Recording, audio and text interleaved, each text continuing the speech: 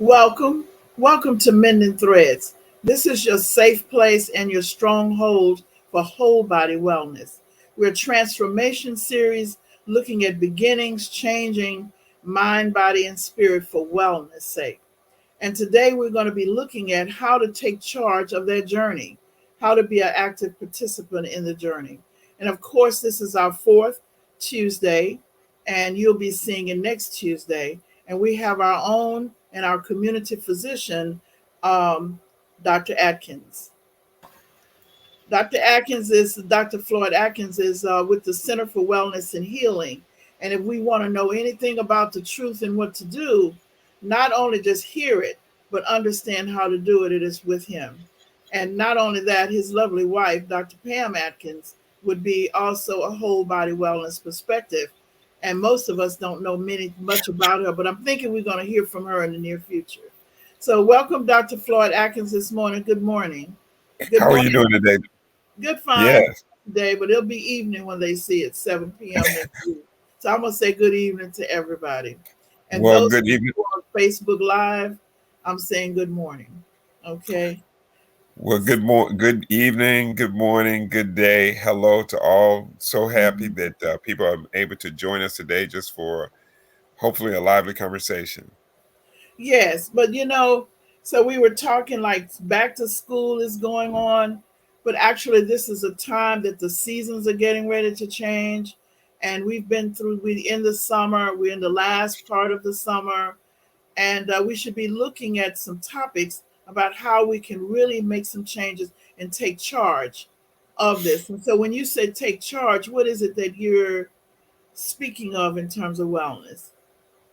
Well, taking charge means basically, again, being proactive about choices you make when it comes to diet, nutrition, about lifestyle, about having an organized plan to have a routine to follow to really keep yourself on task and on point.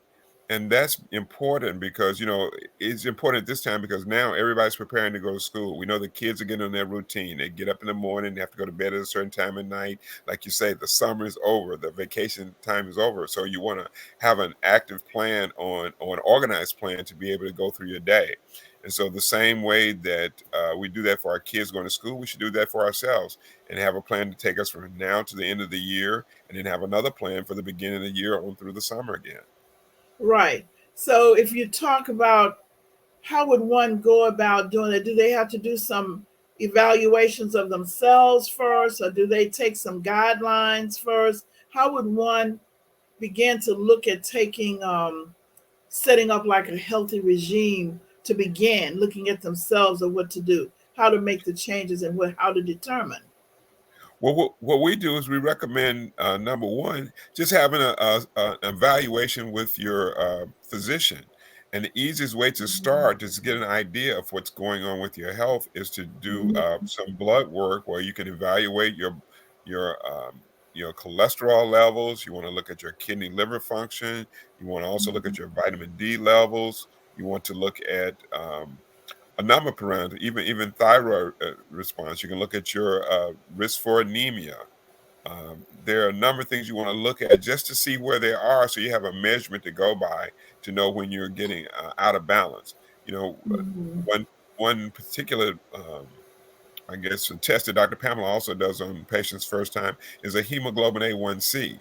Now, with most doctors, they only do that when people are suspected or been diagnosed as diabetic to measure their risk for diabetes or how severe they are. But Right. from a proactive standpoint, you want to start measuring that at an early point to find out even before. You want to know when you're pre-diabetic or you getting close to pre-diabetic range. That way you can do things to reverse it or turn it Mhm. around.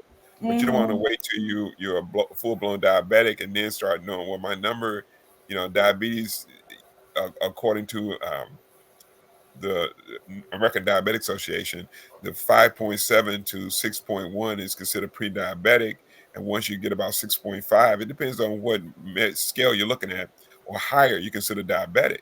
And most people who are diagnosed with diabetes, their numbers come in at 7, 8, 9, 10, 14. They don't Wow. even know, and they may have been that way for years and experiencing the damages caused by diabetes over that period of time. So, but if you start taking it, if you have some of the symptoms at risk, we've talked about those things before, like being metabolic syndrome, that your waist size might be greater than 35 for a woman or 40 for a man, that you're 20 pounds over your overweight, not obese, but overweight. Or obesity is a risk factor also. And so those are the things we want to look at early and evaluate. Just knowing what your body fat index is, which was my body fat, because So those are all. first thing that we really need to do, what you're saying, is really to get an exam and get a panel. Look at Yeah, our yes, get that yeah, so that we can begin to look. yeah. And once we do that, we have a good starting point to know where to go from there. Right. Huh. So what is it that that you look at when you look at that? What's the first thing you told me? You look at hemoglobin A1C. So say if Mhm. somebody has 6.4 or 6, I'm just looking, you said something about 5.7 to 6.1. So if Yes. you saw the person with 6.1, what would you begin to say to them? Well, first of all, I said based on your numbers, you fall into the pre-diabetic range. That means Hmm. that your average blood sugar over a 3-month period is really elevated, and if you don't do anything about it, it will continue to elevate. So we want to institute a program that helps that number come down. So then Right. they would have to really decrease their starches, their sugars. They want to eat more raw and plant-based, because one of the biggest contributory factors to that is the carbohydrates in our diet. And so Yeah. most time people think of carbohydrates, they think of sweets, so they want to cut out the sweet tea, the sweet pies and cakes and things like that. But also understand that starches, which is your pastas, which are your potatoes, which are your Yes. rice, all of those things Hmm. are all convert to sugar once they go into your body. And then that will contribute to your hemoglobin A1C being elevated. So we'll come up Hmm. with a diet modification. I don't want to call it a diet per se. I want to call it modify what you're eating. We'll take some things out, we add some things in, and that way we can start to control that. And usually when we do that, we see a significant our hemoglobin A1C starts going in the other direction. Instead of the number getting higher, it gets lower. We want to get down to, well, for Dr. Pamela, again, I use her numbers because we've found that's been a proven way to keep people out of trouble. She wants to get a person to a 5.5. If they're 6.1, she wants to get them down to a 5.5. You're out of the diabetic range and you're a little bit below what the recommended stage. So you have some wiggle room. So if they're also taking charge, what are some things that they have ordered their range, they've ordered their labs and everything. The doctors Mhm. ordered the labs and they're looking at the labs. What are some symptoms in the pre-diabetic range, probably that they could begin to? I know I read something about energy level. I read some things that they could begin to check out, like warning signs or symptoms. Hmm. W- One of the simplest signs that people see when they get in that pre-diabetic range is frequency of urination. They, normally they may get up to go to the bathroom once or twice at night, but if they see themselves getting up, and really you should be able to sleep through the night without getting up to go to the bathroom, unless you drink a significant amount of water before bedtime. But if you didn't Hmm. drink, a large 8, 12 ounces of water before bedtime, you should be able to sleep through the night. But if you find yourself getting up 2, 3, 4 times during the night, that's always a sign. That's a one sign of elevated blood sugar, because when your sugar is Hmm. elevated, it makes you urinate more. And so that's one of the first signs you see. And you mentioned the second one, which is fatigue. Fatigue is Hmm. always an indication when it may be a risk for diabetes, only because you eat sugars, you eat food, but this food, the blood sugar, the sugar doesn't actually get into your cells where it can be converted to energy. It stays in your bloodstream rather than going into your Hmm. cells. Hmm. So by that, since your cells don't have the energy, you feel tired, you feel fatigued. You know, Right. it also can cause people to have more hunger, because they're eating it, but their body still says, I need energy, I need energy. So it stimulates appetite. So you see that Hmm. you're eating more, you're urinating more, and you tend to be thirsty. You drink more. Those are Hmm. the three major signs that you see as a symptom of a pre-diabetic range. You start seeing those things creeping up. Hmm. And maybe certain cravings, maybe Yes. certain But the, cravings. the I craving do again. want to I do want to say the last tip you gave us about coffee. I want to share that I have not had coffee. I cannot believe it in 4 months. No Wow. coffee. And I'm like, geez. And it was one breaking point there based on your suggestion I want to share with the audience in terms of change, Hmm. that I had a choice of I recognized that I could that day not get coffee or could get coffee. Before I just had Wow. to have right. And so I Yes. chose not to. And from that decision on, each day it was less and less of a craving, Right. you see. And I guess though with the sugar and whatever, but I know coffee is tied in to the sugar somehow. Oh, absolutely. It's two things going on here. You're drinking a coffee. Number one, it's a stimulant. And then number two, and the caffeine in it has an addictive quality to make you say, I got to have my coffee today. And then the sugar in the coffee also is a stimulant, and it also is a craving. So if you didn't get that boost from eating the sugar, you feel fatigue. I can't get going till I get my coffee, but you can't get going till I get my sugar. It's really what's going on in that instance. So once you break those cravings, then you realize I don't even need coffee, or if I want to have it, it's a choice. But then you figure out, why do I need to have the coffee when I can have a tea, I can have a smoothie, I can have and other things. and and you need the sugar less, because the Yes, connection between the behaviors that you use, you've disconnected those behaviors. You see absolutely, that sense, right? absolutely, So I just wanted to share that with the audience in real time. How it is in real life. yeah. Those things. So I wanted to know more about. I know a lot of people are asking about what could we do when that happens, but I want to know more about how it affects our bodies when the A1, so people can realize that it's not something that you have in your head, that I have, um, I'm pre-diabetic, and people just throw it around, pre-diabetic. Give me my pills, and then they continue to eat. So I Mhm. think it's important for us to talk about how every moment and every decision is affecting other parts of your bodies. When you violate doing that and you just take the medication, but you're still eating um, stuff that's damaging to your body, what is it? There is, it's sort of like, I'm pre-diabetic, let me take the medication, but they're not seeing what's happening to their cells or their bodies or their kidneys or something. I thought maybe if you could reflect on some other harm that's going on. Oh, I absolutely can. And what I want to emphasize, and we bring this point up, that people have to understand one thing, and that thing is that medication, whether it's for diabetes or high blood pressure, is only a band-aid for the problem. It's not a solution. Taking Yes, diabetic medication doesn't make the diabetic condition go away. It makes your yes, numbers look better. It helps control the disease to a degree. But just like you said, I get a cut. So rather than healing the cut, I just put band-aids on it every day. And it never heals, but it just still got a band-aid every day. So I don't see it, I don't feel it, it feels better, but it's still a cut there that hadn't healed. And that's kind of the way that the diabetes or high blood pressure is. So people have to realize that how diabetes did not fall out of the atmosphere, out of the sky onto your body, and you caught diabetes. Diabetes, in most instances, is not a genetic predisposition that you don't get it because your parents have it. You might be genetically predisposed to it, but you have to do things in your diet and your lifestyle to trigger it, for those genes to kick in and start working. So you don't have to necessarily have it just because it's in your family history. And again, yes. That's with so important to repeat, because I right. hear it all the time, but it's nothing I can do about it. It's just genetic. Right. Well, it's genetic because you eat the same thing that your parents and grandparents ate, that when Hmm. reason they were diabetic. So what we want to Hmm. do is we want to change our diet. We got to change the way we do things.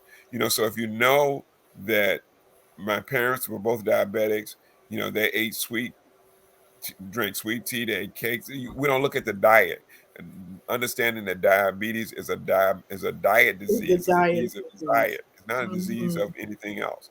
You know, Hmm. the what really happens is that your pancreas doesn't produce enough insulin to get sugar out of your bloodstream into your cells.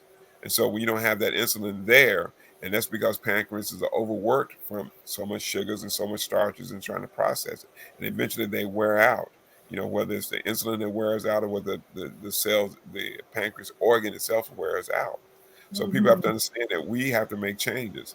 So number one thing I want to do is I want to see, and you need counseling for that, just like people come to you for counseling for mental health. Mhm. But just because Mhm. you need counseling, you know how to do it. Now, traditional doctors don't always have time to do that. When you go to a dietitian or you go to a diabetic clinic, a lot of times to get that Mhm. counseling, they counsel you on how to manage your diabetes.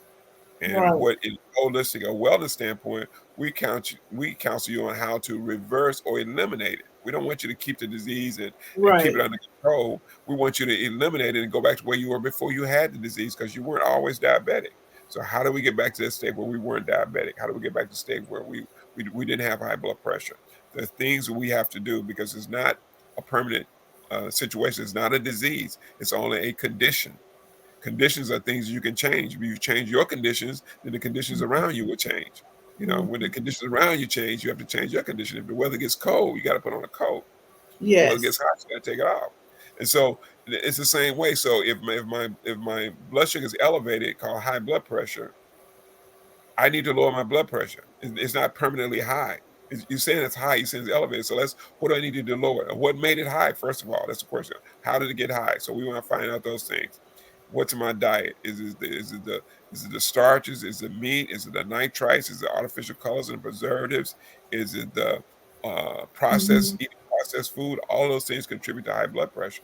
With diabetes, is it the sugars? Is it the starches? Is it things in my diet that contribute to my elevated blood sugar that put in extra work on my pancreas. So I need to remove those things.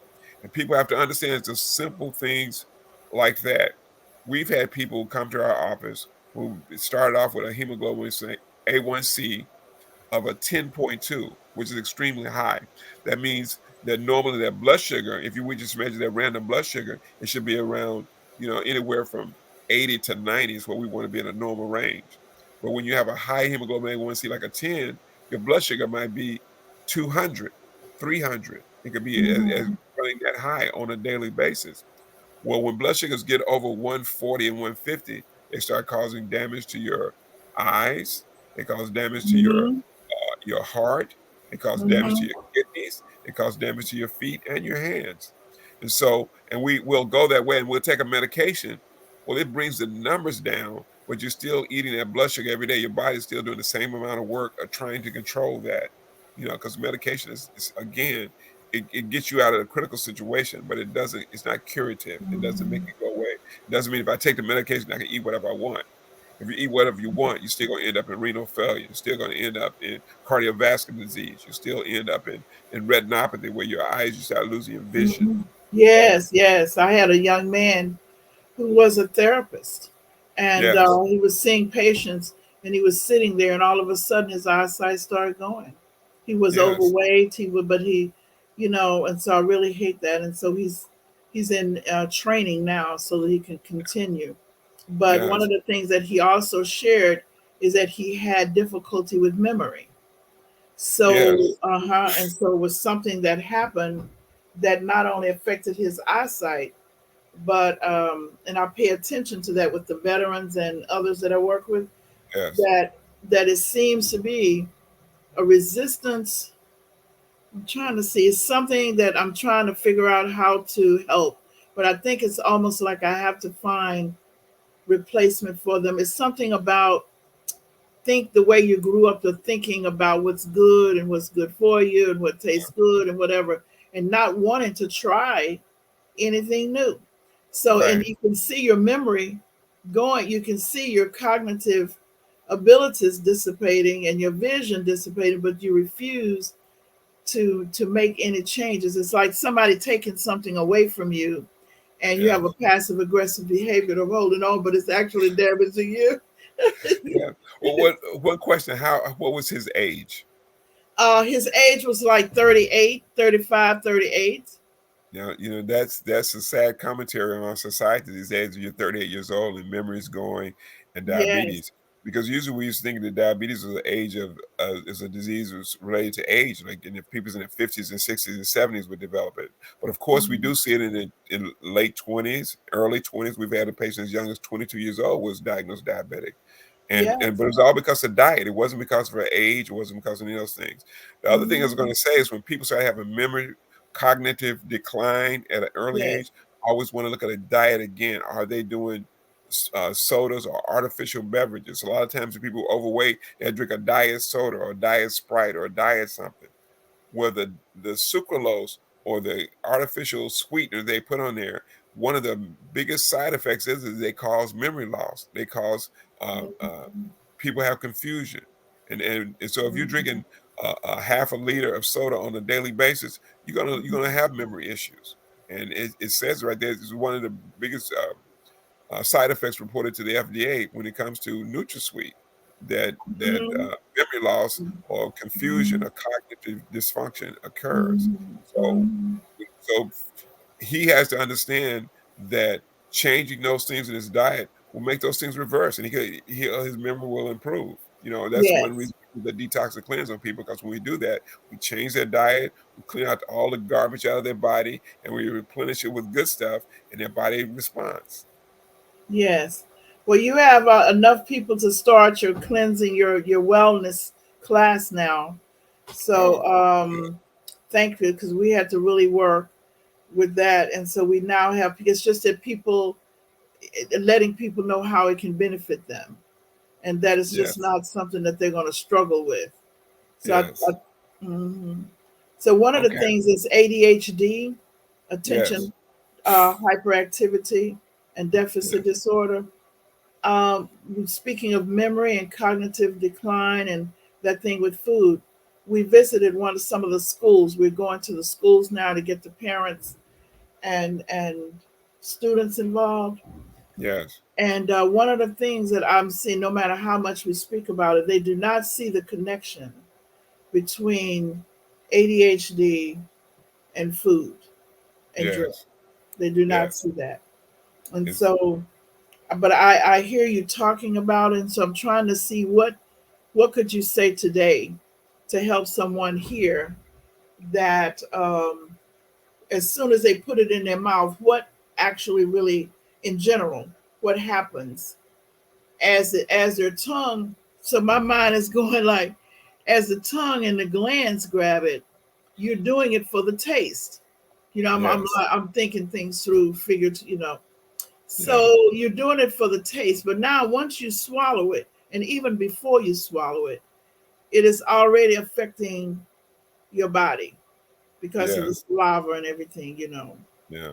And Um, and and the main, the one thing you have to emphasize, you break the word down: ADHD, attention deficit hyperactive disorder. Hyperactivity. So we take Hmm. the hyperactive part, that's the sugars and the starches that we eat. So when the kids get up in the morning and they eat Kellogg's Frosted Flakes or eat a Pop Tart that's sugar coated, or eating those high sugar foods, that already sets them off on being hyperactive, because they have twice the amount of sugar they should be having in the morning or more. And then they go to school and they have juice boxes, which if you look at a juice box, it might have, 28, 30 grams of sugar in the juice box alone.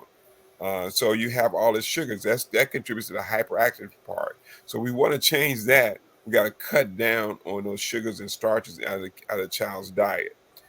Then, when we talk about the attention deficit part, that goes back to things that disrupt mental function, which are the Hmm. artificial colors, the artificial flavors, the dyes, Hmm. and the preservatives in there.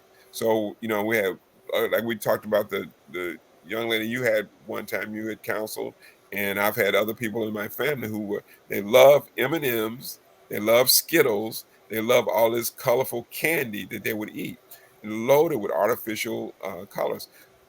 And those artificial colors have been shown as research to show that they cause cognitive dysfunction, where you That's can't right. think, Hmm. forgetfulness, you can't concentrate, you can't focus. And and because of the lifestyle of kids, especially our children, we come to see that's why they love playing video games. Because when you Hmm. play video games, it's always short bursts of, it doesn't take extended attention. When Yes. you have to pay attention to something for 8 to 10 minutes, most kids can't do that today. If they can do something for 2 to 3 minutes or 30 seconds or 2 minutes, they're great at it. But if you had to sit down and be attentive and sit still, like we used to sit when we were in church, or when you sit in the classroom when we grew up back in the 19 so and so, I you know, know, say. yeah. But you were able to sit down. If your mother said sit down and be still, you can sit down and be still, and you can Yes, hold that. But it's very difficult for kids to do that today. It's because of their diets, because what's in them. They're constantly going. They can't have their mind focused on. That's the attention deficit problem. I was trying to describe to students and to mostly to parents that so they're really hard on their children, and they're like, you need to, in terms of discipline, you need to pay attention, you need to do this. But it's like, as one child said, it's like I'm running real fast and I can't see the picture. My head Right, is running, so therefore I can't stop and pay attention to it.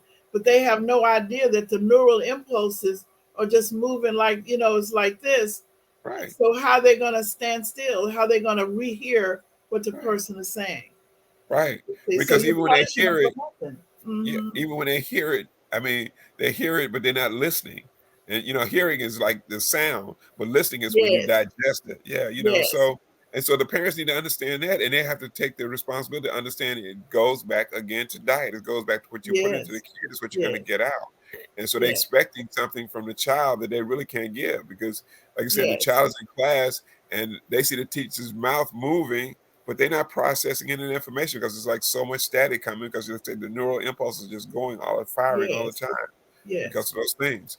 So that is a real challenge. But what we find out is when we put people on a plant-based diet, when we cut down the number of sugar, the amount of sugar in their diet, and cut down Hmm. all of the artificial ingredients, you'll see a significant change, in a person's way And it's people been respond. demonstrated. What you're talking about has truly been demonstrated. I Yeah. know you treated a young woman who worked for the city some years ago, and she had a son.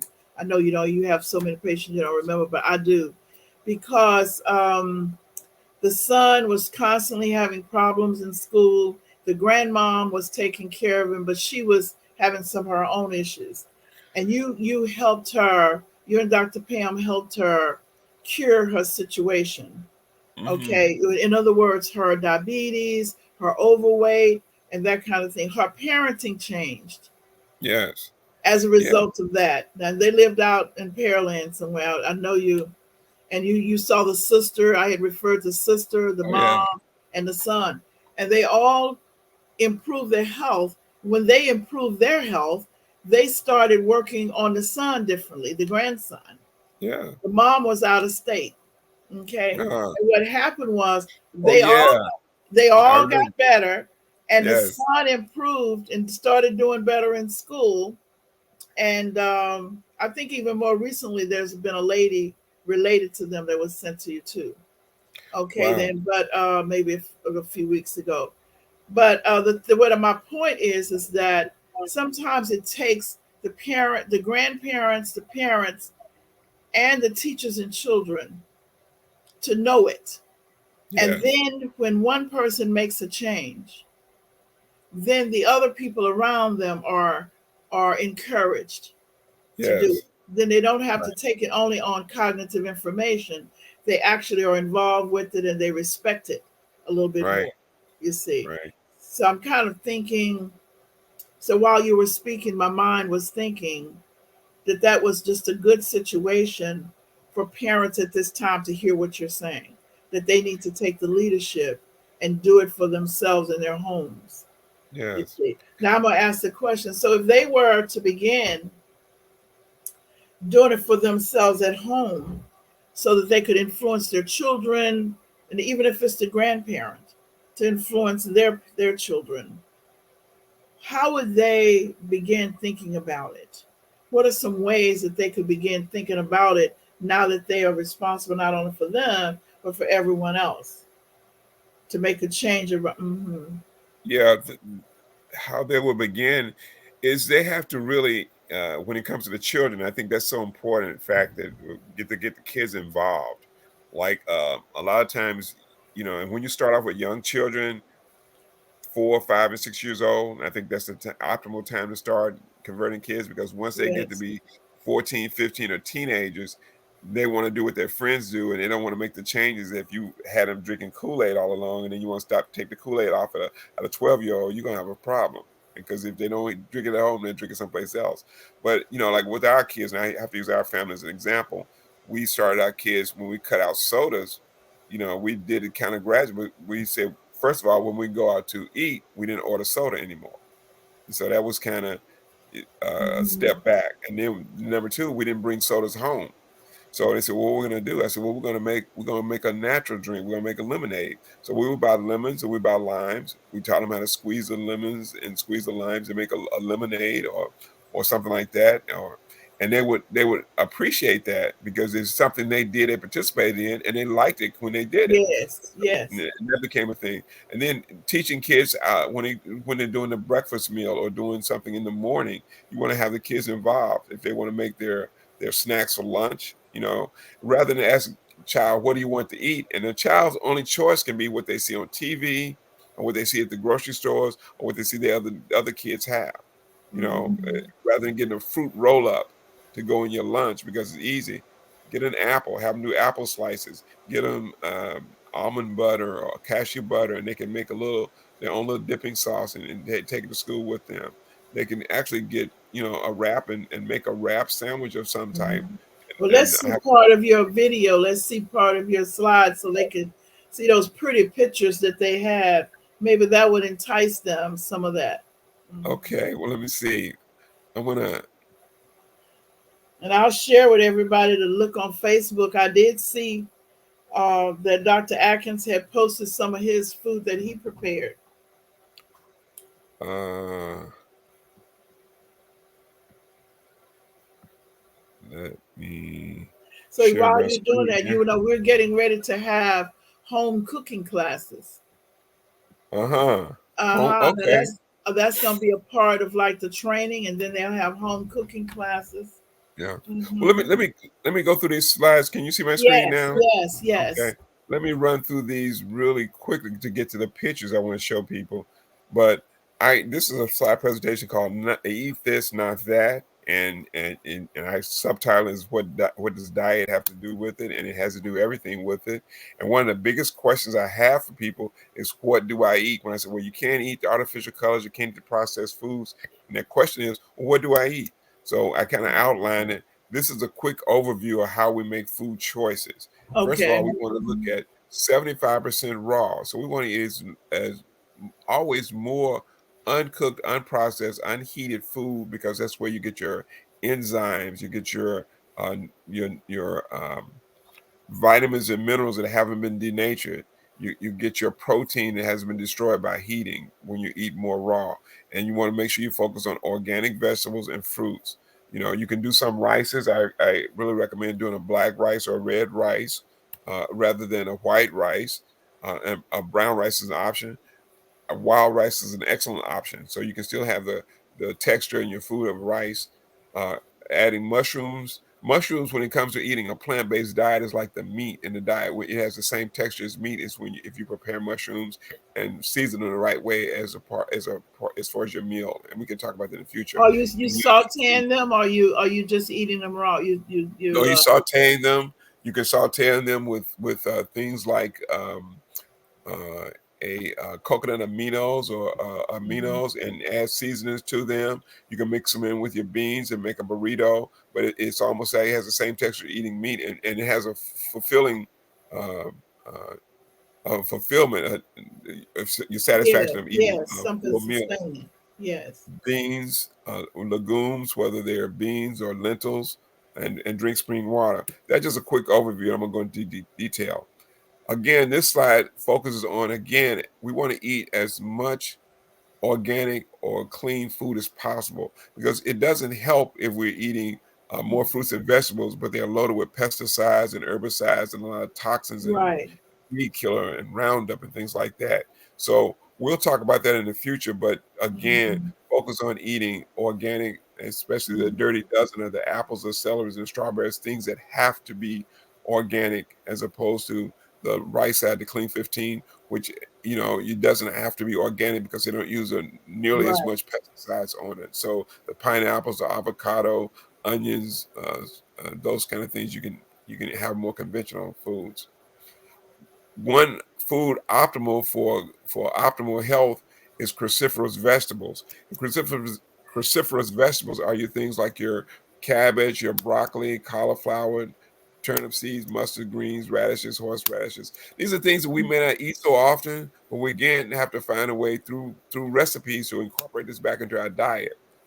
Some studies have shown that cruciferous vegetables have the ability to stop the growth of cancer cells in breast, uterine, lung, colon, liver, cervix, according to the American Institute on Cancer Research.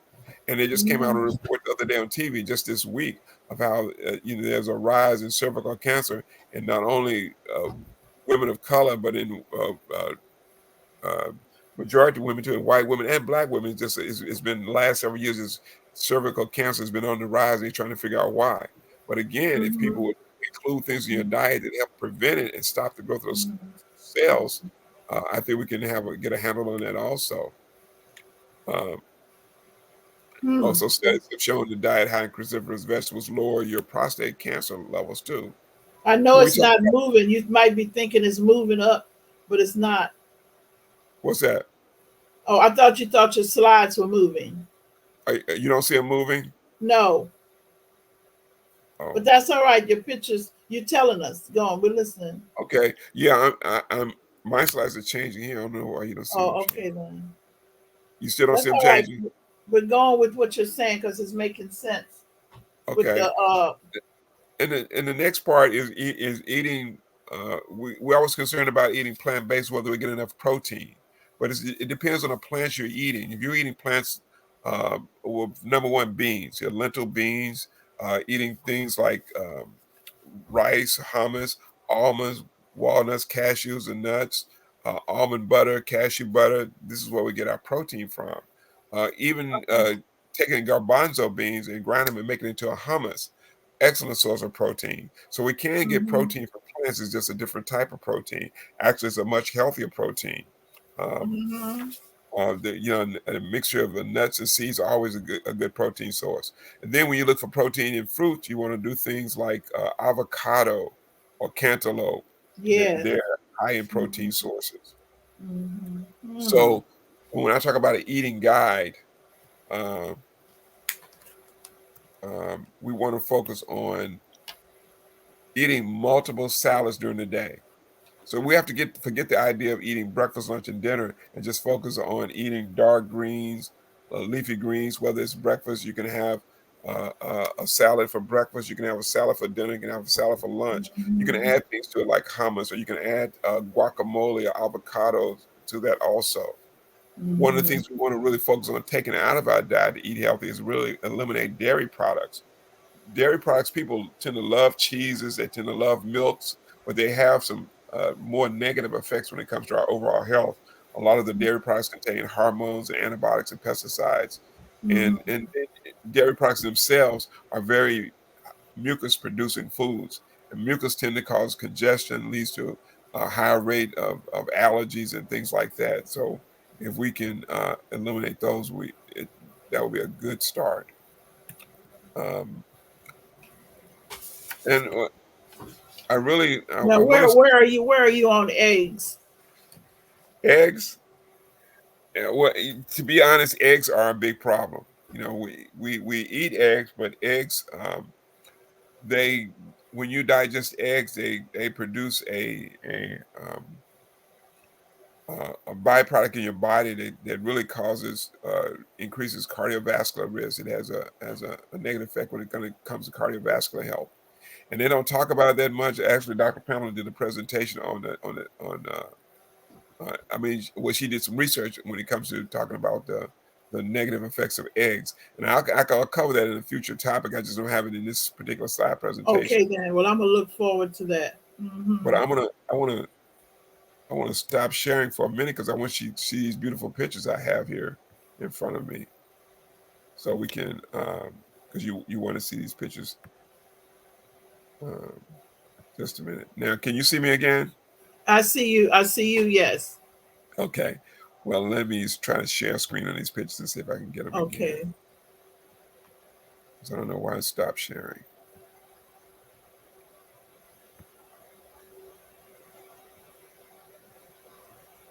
Okay. Can you see pictures now? No. Okay, yes. Okay. Now, you see the smoothie on the right? Yes. Yeah. Now, this is a typical breakfast. No, Can you what I start off? see, what I see, do I see a smooth? Oh, at the bottom, no. It says, what flour can I eat? Oh, what flour can I? Okay. And it And has what is, certain breads. But I was that's for another show. I know I wanted to talk about that too. okay. So do you see a change is still on the same slide? Uh no, it does not change. Okay. You still see the flour. Yes. Well, I'm going to do this the old-fashioned way. Um, yeah, because I just want to show you this picture of this salad so people can have an idea of what their salad really should Oh look like. yes. Mm-hmm. And You mean how you could add different things to a salad once you make a big bowl of salad? You could take some yes, out and then add maybe mushrooms on another one and um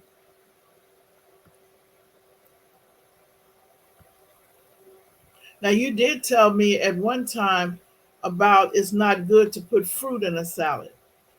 yeah, there are certain fruits you can put in salads, but in general, people put things like strawberries and they put peaches and sweet, Yes. what called sweet fruits in salads. This one, can you see the salad in front of you? No.